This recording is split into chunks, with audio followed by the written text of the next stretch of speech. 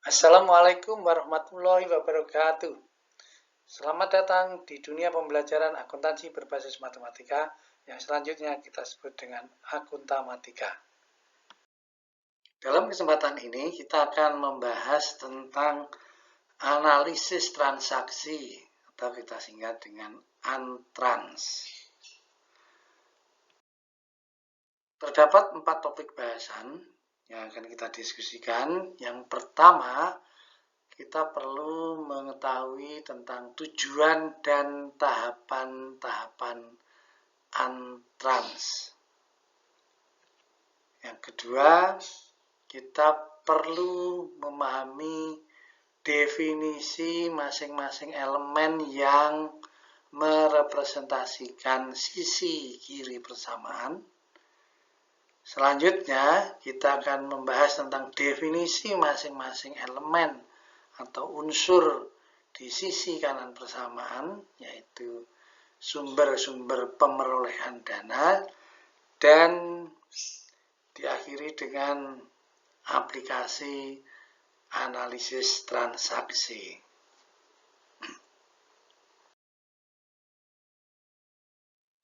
Topik pertama, tujuan analisis transaksi. Tujuan dari Antrans adalah mengidentifikasi perubahan-perubahan dana yang terjadi. Karena kita tahu transaksi adalah peristiwa yang menyebabkan perubahan dana. Pijakan yang kita gunakan, yang pertama bahwa analisis transaksi harus berdasar fakta yang terkait dengan dana. Dan kemudian pijakan yang kedua, di dalam melakukan Antrans tetap berpegang teguh pada persamaan akuntansi.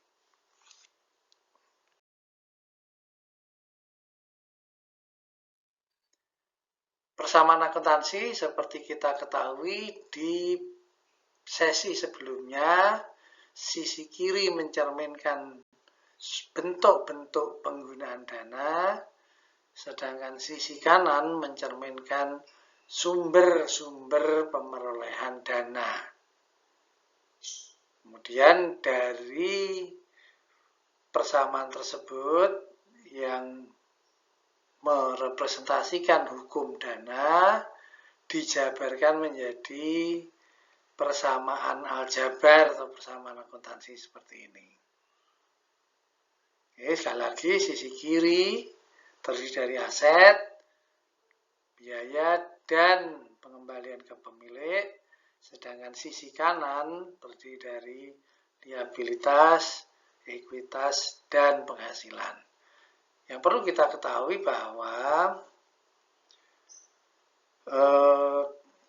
elemen atau unsur yang ada di persamaan ini bisa berubah mengikuti kebutuhan entitas. Tahapan analisis transaksi. Ada beberapa langkah prosedur yang harus kita lalui. Yang pertama sekali, perlu kita memahami definisi dari masing-masing elemen di persamaan akuntansi. Dan nanti setelah ini kita akan mencoba mendiskusikan, menjabarkan sedikit tentang definisi masing-masing elemen. Kemudian tahap yang kedua, kita harus memahami transaksi yang sesungguhnya terjadi. Fakta apa yang sesungguhnya terjadi terkait dengan dana yang berubah. Tahap yang ketiga, kita mengidentifikasi elemen-elemen apa yang mengalami perubahan dana yang disebabkan oleh transaksi yang sudah kita pahami di tahap kedua. Selanjutnya pada tahap yang keempat, kita harus mengidentifikasi sifat perubahan dari masing-masing elemen tersebut. di mana kita tahu sifat perubahannya ada dua jenis, bertambah atau berkurang. Tetapi tidak berarti setiap transaksi itu harus bertambah dan berkurang. Nah, pasangannya bisa bertambah dan bertambah, bisa berkurang dan berkurang. Dan tahap yang kelima, pastikan bahwa semua perubahan itu pada akhirnya selalu menjaga keseimbangan persamaan akuntansi yang menggunakan alat ukur moneter.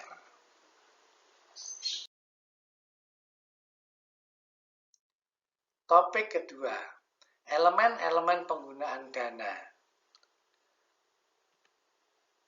Lazimnya terdiri dari 3 elemen seperti yang kita sajikan di sini. Kemudian semua elemen penggunaan dana tersebut terletak di sisi kiri persamaan atau terletak di sisi kiri sama dengan dan bertanda positif. Jumlah elemen dapat dikembangkan sesuai kebutuhan. Oke, kita bicara tentang elemen yang pertama.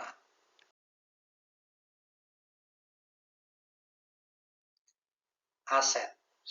Per definisi, kita bisa mengatakan aset adalah bentuk penggunaan dana berupa sumber daya, yaitu sesuatu yang masih memiliki nilai manfaat di masa datang. Di contohnya adalah supplies atau bahan habis pakai, piutang, mesin, peralatan, paten, ataupun kemudian uang tunai itu sendiri. Selanjutnya kita membahas elemen penggunaan dana yang kedua,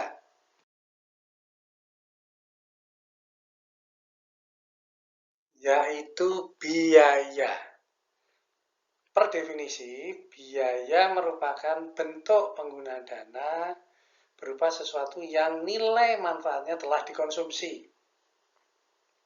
Dari perspektif yang berbeda, kita juga bisa mengatakan biaya merupakan bentuk penggunaan dana yang dimaksudkan untuk memperoleh sumber dana dari penghasilan atau dari kegiatan usaha entitas. Berikut ini contoh dari biaya yang lazim adalah biaya listrik, terutama kalau pasca bayar. Biaya gaji yang lazimnya dibayar setelah karyawan bekerja, atau kemudian biaya konsumsi. Elemen penggunaan dana yang ketiga adalah pengembalian ke pemilik. Yang per definisi, pengembalian ke pemilik merupakan bentuk penggunaan dana berupa penyerahan dana ke pemilik untuk kepentingan pribadi pemilik. Jadi di sini ditampilkan perusahaan mengalirkan dananya ke pemilik. Dana yang diserahkan ke pemilik itu beragam, tidak hanya uang tunai, tetapi bisa juga berupa supplies, persediaan barang dagangan, kendaraan, dan seterusnya. Topik bahasan yang ketiga, kita membahas tentang elemen-elemen sumber pemerolehan dana. Seperti kita ketahui tadi dari persamaan akuntansi, ada 3 elemen. Yang pertama adalah liabilitas, ekuitas, dan penghasilan. Demikian juga untuk semua elemen pemerolehan dana itu berada di sisi kanan persamaan atau sisi kanan sama dengan. dan bertanda positif. Tentang jumlahnya dimungkinkan terdapat perubahan atau penambahan baik pengurangan sesuai kebutuhan entitas. Mari kita diskusikan tentang liabilitas. Per definisi, liabilitas merupakan salah satu sumber pemerolehan dana yang berasal dari pihak ketiga dengan disertai adanya kewajiban untuk mengembalikannya di masa datang. Jadi, liabilitas ini bisa diidentikan dengan utang. Seperti misalnya di sini adalah kredit usaha rakyat untuk UMKM. Koperasi juga menyalurkan dana untuk dipinjamkan, atau untuk perusahaan yang besar, yang go public misalnya, dia juga bisa menerbitkan obligasi, memperoleh dana dari umum untuk kemudian ada komitmen untuk membayar ketika jatuh tempo. Elemen yang kedua terkait dengan pemerolehan dana adalah ekuitas, di mana per definisi kita bisa mengatakan ekuitas merupakan sumber pemerolehan dana yang berasal dari lain-lain. Dan definisi ini disupport atau didukung oleh standar juga.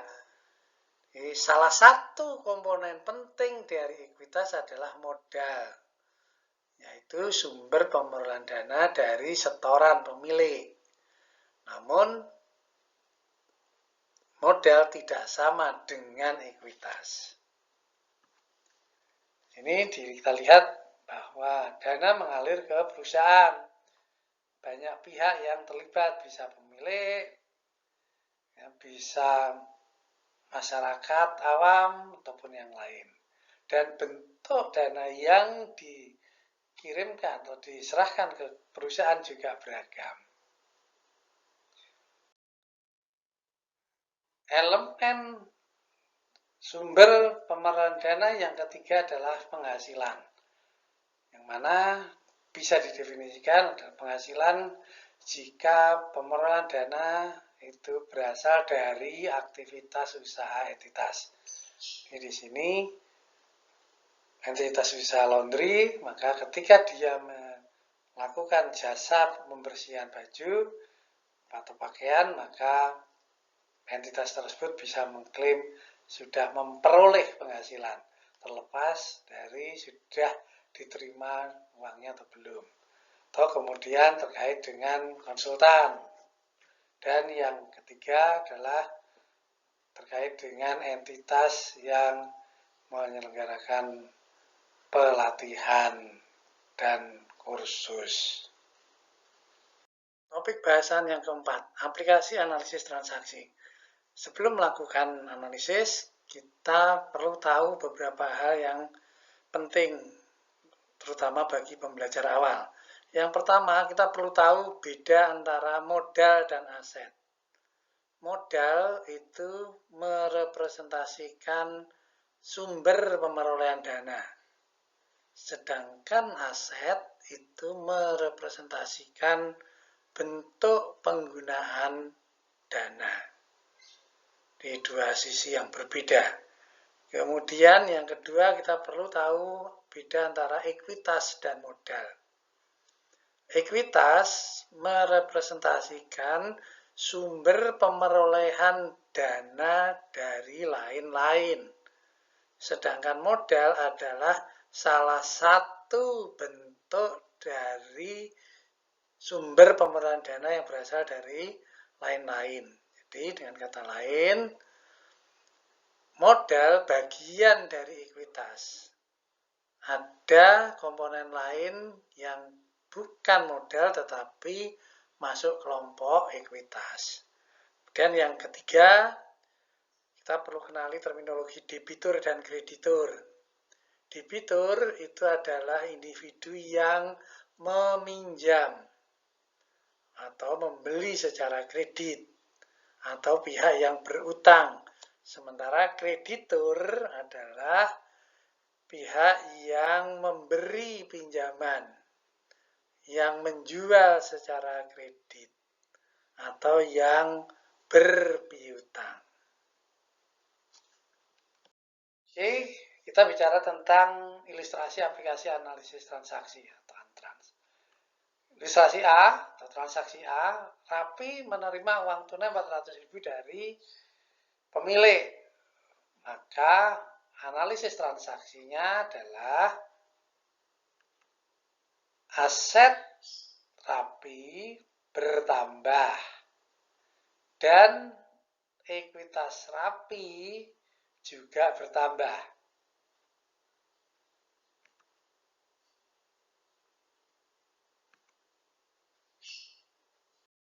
Ilustrasi B, Rapi membeli tunai peralatan Rp150.000.